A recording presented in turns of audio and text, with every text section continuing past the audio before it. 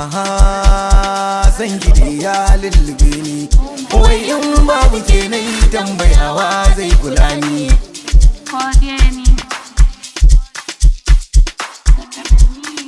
dai aniyar zama da ke yarinya kina ina ko a cikin gidan muke zan nuna a gaida yan mata makaho nake gwada mun hanya masoyiya kula ta ku kyau ga 'ya'yan kanya ku tambaya ini ba na gudun kije kin shirya sarauniya in kauna da tsakanin har na fada a rijiya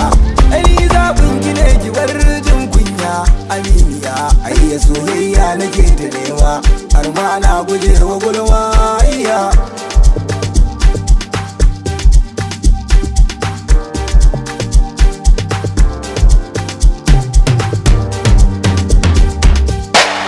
Ash MM Music.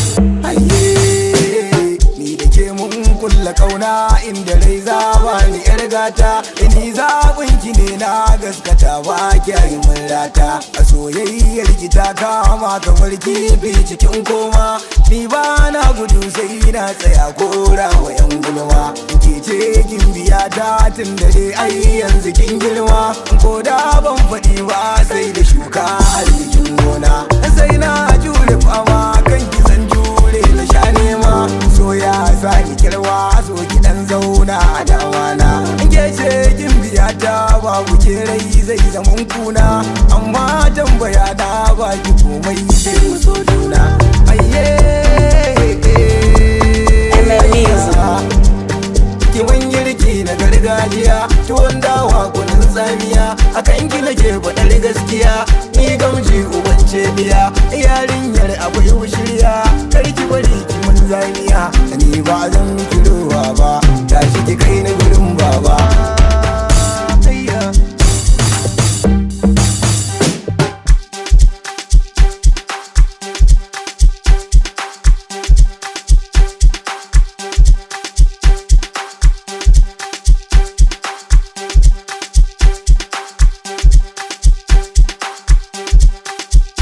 yau gunginai na yo guduri an ba ni ke na sa hakuri in babu ke ba na aburi na yi tambura an gyara guri na zo da kauna sa hakuri ni kin gaba goyi amma ki ce da ni kin shirya